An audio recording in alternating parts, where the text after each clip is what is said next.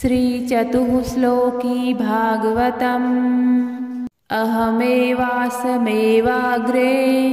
नान्यद्यत्सदसत्परम्। पश्चादहं यदेतच्च यो वसिष्येत सोऽस्म्यहम्। ऋतेऽर्थं यत् प्रतीयेत न प्रतीयेत्यात्मनि तद्विद्यादात्मनो मायां यथा भासो यथा तमः। यथा महान्ति भूतानि भूतेषु चावचेष्वनु प्रविष्टान्यप्रविष्टानि तथा तेषु न तेष्वहम्। एतावदेव जिज्ञास्यम् तत्त्वजिज्ञासुनात्मनः। अन्वयव्यतिरेकाभ्यां यत् स्यात् सर्वत्र सर्वदा। अहमेवासमेवाग्रे नान्यद्यत्सदसत्परम्। पश्चादहं यदेतच्च यो वसिष्येत सोऽस्म्यहम्। ऋतेऽर्थं यत् प्रतीयेत न प्रतीयेत्यात्मनि तद्विद्यादात्मनो मायां यथा भासो यथा तमः। यथा महान्ति भूतानि भूतेषु चावचेष्वनु प्रविष्टान्यप्रविष्टानि तथा तेषु न तेष्वहम्। एतावदेव जिज्ञास्यम् तत्त्वजिज्ञासुनात्मनः। अन्वयव्यतिरेकाभ्यां यत् स्यात् सर्वत्र सर्वदा। अहमेवासमेवाग्रे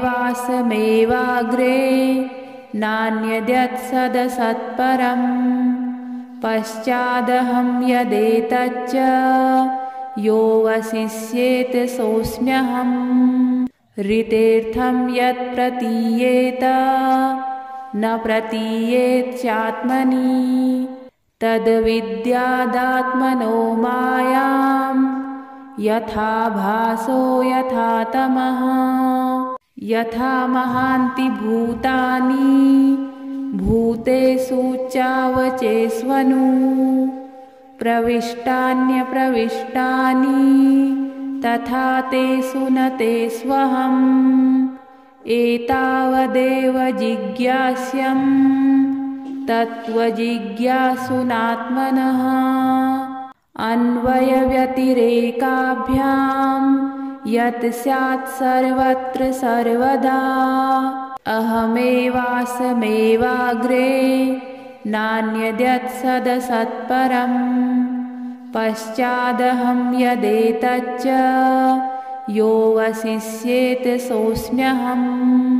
ऋतेऽर्थं यत् प्रतीयेत न प्रतीयेत्यात्मनि तद्विद्यादात्मनो मायां यथा भासो यथा तमः। यथा महान्ति भूतानि भूतेषु चावचेष्वनु प्रविष्टान्यप्रविष्टानि तथा तेषु न तेष्वहम्। एतावदेव जिज्ञास्यम् तत्त्वजिज्ञासुनात्मनः। अन्वयव्यतिरेकाभ्यां यत् स्यात् सर्वत्र सर्वदा। अहमेवासमेवाग्रे नान्यद्यत्सदसत्परम्। पश्चादहं यदेतच्च यो वसिष्येत सोऽस्म्यहम्। ऋतेऽर्थं यत् प्रतीयेत न प्रतीयेत्यात्मनि तद्विद्यादात्मनो मायां यथा भासो यथा तमः। यथा महान्ति भूतानि भूतेषु चावचेष्वनु प्रविष्टान्यप्रविष्टानि तथा तेषु न तेष्वहम्। एतावदेव जिज्ञास्यं तत्त्वजिज्ञासुनात्मनः। अन्वयव्यतिरेकाभ्यां यत् स्यात् सर्वत्र सर्वदा अहमेवासमेवाग्रे नान्यद्यत् सदसत्परम्। पश्चादहं यदेतच्च योऽवशिष्येत सोऽस्म्यहम्। ऋतेर्थं यत् प्रतीयेत न प्रतीयेत्यात्मनि तद्विद्यादात्मनो मायां यथा भासो यथा तमः।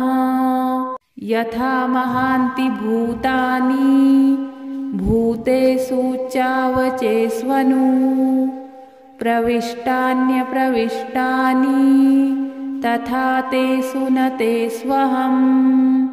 एतावदेव जिज्ञास्यं तत्त्वजिज्ञासुनात्मनः। अन्वयव्यतिरेकाभ्यां यत् स्यात् सर्वत्र सर्वदा अहमेवासमेवाग्रे नान्यद्यत् सदसत्परम्। पश्चादहं यदेतच्च योऽवशिष्येत सोऽस्म्यहम्। ऋतेर्थं यत् प्रतीयेत न प्रतीयेत्यात्मनि तद्विद्यादात्मनो मायां यथा भासो यथा तमः। यथा महान्ति भूतानि भूतेषु चावचेष्वनु प्रविष्टान्यप्रविष्टानि तथा तेषु न तेष्वहम्। एतावदेव जिज्ञास्यं तत्त्वजिज्ञासुनात्मनः। अन्वयव्यतिरेकाभ्यां यत् स्यात् सर्वत्र सर्वदा अहमेवासमेवाग्रे नान्यद्यत् सदसत्परम्। पश्चादहं यदेतच्च योऽवशिष्येत सोऽस्म्यहम्। ऋतेर्थं यत् प्रतीयेत न प्रतीयेत्यात्मनि तद्विद्यादात्मनो मायां यथा भासो यथा तमः।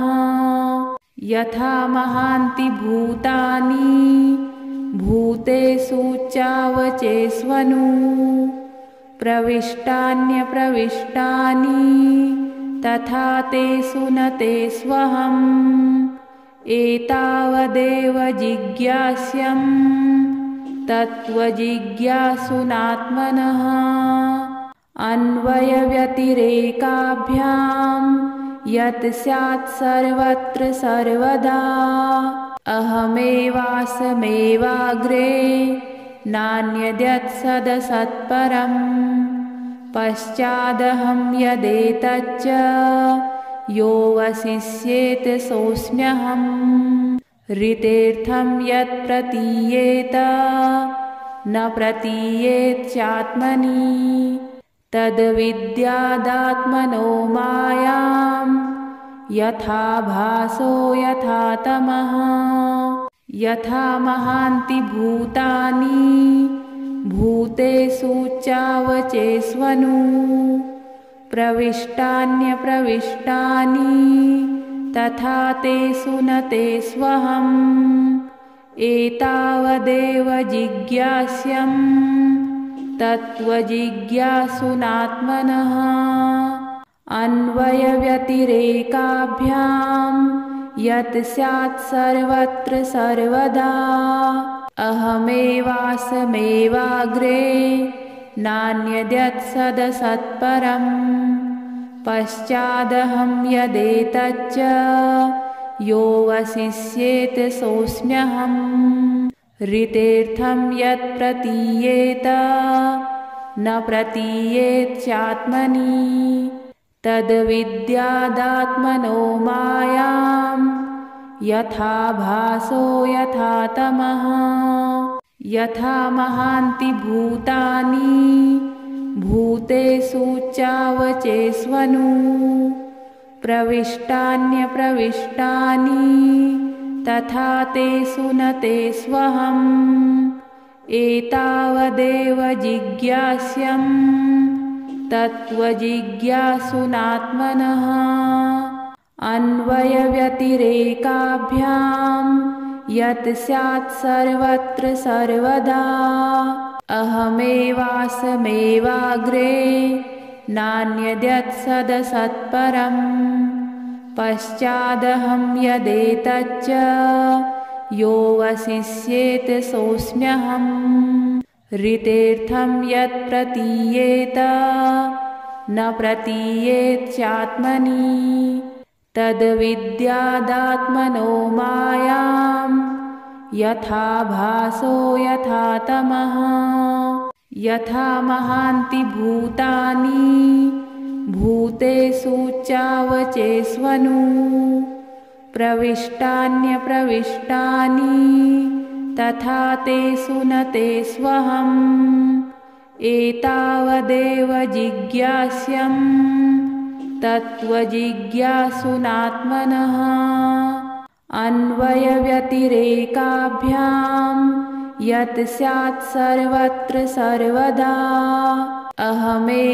अहमेवासमेवाग्रे नान्यद्यत्सदसत्परम् पश्चादहं यदेतच्च यो वसिष्येत सोऽस्म्यहम् ऋतेर्थं यत् प्रतीयेत न प्रतीयेत्यात्मनि तद्विद्यादात्मनो मायां यथा भासो यथा तमः यथा महान्ति भूतानि भूतेषु चावचेष्वनु प्रविष्टान्यप्रविष्टानि तथा तेषु न तेष्वहम् एतावदेव जिज्ञास्यं तत्त्वजिज्ञासुनात्मनः अन्वयव्यतिरेकाभ्यां यत् स्यात् सर्वत्र सर्वदा अहमेवासमेवाग्रे नान्यद्यत्सदसत्परम् पश्चादहं यदेतच्च यो वसिष्येत सोऽस्म्यहम् ऋतेर्थं यत् प्रतीयेत न प्रतीयेत्यात्मनि तद्विद्यादात्मनो मायां यथा भासो यथा तमः यथा महान्ति भूतानि भूतेषु चावचेष्वनु प्रविष्टान्यप्रविष्टानि तथा तेषु न तेष्वहम् एतावदेव जिज्ञास्यं तत्त्वजिज्ञासुनात्मनः अन्वयव्यतिरेकाभ्यां यत् स्यात् सर्वत्र सर्वदा अहमेवासमेवाग्रे नान्यद्यत्सदसत्परम् पश्चादहं यदेतच्च यो वसिष्येत सोऽस्म्यहम् ऋतेर्थं यत् प्रतीयेत न प्रतीयेत्यात्मनि तद्विद्यादात्मनो मायां यथा भासो यथा तमः यथा महान्ति भूतानि भूतेषु चावचेष्वनु प्रविष्टान्यप्रविष्टानि तथा तेषु न तेष्वहम् एतावदेव जिज्ञास्यं तत्त्वजिज्ञासुनात्मनः अन्वयव्यतिरेकाभ्यां यत् स्यात् सर्वत्र सर्वदा अहमेवासमेवाग्रे नान्यद्यत्सदसत्परम् पश्चादहं यदेतच्च यो वसिष्येत सोऽस्म्यहम् ऋतेर्थं यत् प्रतीयेत न प्रतीयेत्यात्मनि तद्विद्यादात्मनो मायां यथा भासो यथा तमः यथा महान्ति भूतानि भूतेषु चावचेष्वनु प्रविष्टान्यप्रविष्टानि तथा तेषु न तेष्वहम् एतावदेव जिज्ञास्यम् तत्त्वजिज्ञासुनात्मनः अन्वयव्यतिरेकाभ्यां यत् स्यात् सर्वत्र सर्वदा अहमेवासमेवाग्रे नान्यद्यत्सदसत्परम् पश्चादहं यदेतच्च यो वसिष्येत सोऽस्म्यहम् ऋतेर्थं यत् प्रतीयेत न प्रतीयेत्यात्मनि तद्विद्यादात्मनो मायां यथा भासो यथा तमः यथा महान्ति भूतानि भूतेषु चावचेष्वनु प्रविष्टान्यप्रविष्टानि तथा तेषु न तेष्वहम् एतावदेव जिज्ञास्यम् तत्त्वजिज्ञासुनात्मनः अन्वयव्यतिरेकाभ्यां यत् स्यात् सर्वत्र सर्वदा अहमेवासमेवाग्रे नान्यद्यत्सदसत्परम् पश्चादहं यदेतच्च यो वसिष्येत सोऽस्म्यहम् ऋतेर्थं यत् प्रतीयेत न प्रतीयेत्यात्मनि तद्विद्यादात्मनो मायां यथा भासो यथा तमः यथा महान्ति भूतानि भूतेषु चावचेष्वनु प्रविष्टान्यप्रविष्टानि तथा तेषु न तेष्वहम् एतावदेव जिज्ञास्यम् तत्त्वजिज्ञासुनात्मनः अन्वयव्यतिरेकाभ्यां यत् स्यात् सर्वत्र सर्वदा अहमेवासमेवाग्रे नान्यद्यत्सदसत्परम् पश्चादहं यदेतच्च यो वसिष्येत सोऽस्म्यहम् ऋतेर्थं यत् प्रतीयेत न प्रतीयेत्यात्मनि तद्विद्यादात्मनो मायां यथा भासो यथा तमः यथा महान्ति भूतानि भूतेषु चावचेष्वनु प्रविष्टान्यप्रविष्टानि तथा तेषु न तेष्वहम् एतावदेव जिज्ञास्यम् तत्त्वजिज्ञासुनात्मनः अन्वयव्यतिरेकाभ्यां यत् स्यात् सर्वत्र सर्वदा अहमेवासमेवाग्रे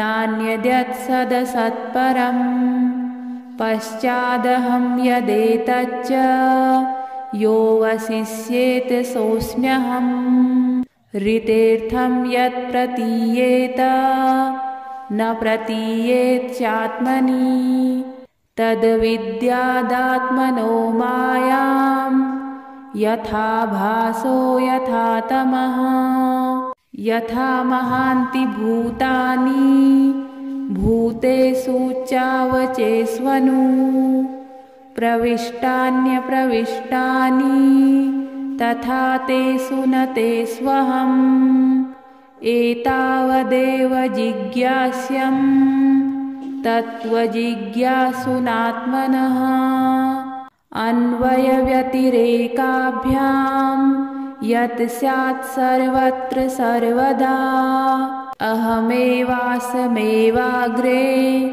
नान्यद्यत्सदसत्परम् पश्चादहं यदेतच्च यो वसिष्येत सोऽस्म्यहम्।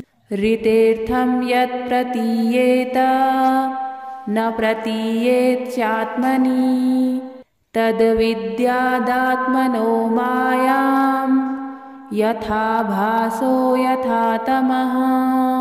यथा महान्ति भूतानि भूतेषु चावचेष्वनु प्रविष्टान्यप्रविष्टानि तथा तेषु न तेष्वहम्। एतावदेव जिज्ञास्यं तत्त्वजिज्ञासुनात्मनः। अन्वयव्यतिरेकाभ्यां यत् स्यात् सर्वत्र सर्वदा अहमेवासमेवाग्रे नान्यद्यत् सदसत्परम्। पश्चादहं यदेतच्च यो वसिष्येत सोऽस्म्यहम्। ऋतेर्थं यत् प्रतीयेत न प्रतीयेत् चात्मनि तद्विद्यादात्मनो मायां यथा भासो यथा तमः। यथा महान्ति भूतानि भूतेषु चावचेष्वनु प्रविष्टान्यप्रविष्टानि तथा तेषु न तेष्वहम्। एतावदेव जिज्ञास्यं तत्त्वजिज्ञासुनात्मनः। अन्वयव्यतिरेकाभ्यां यत् स्यात् सर्वत्र सर्वदा। श्रीचतुश्लोकी भागवतं सम्पूर्णम्।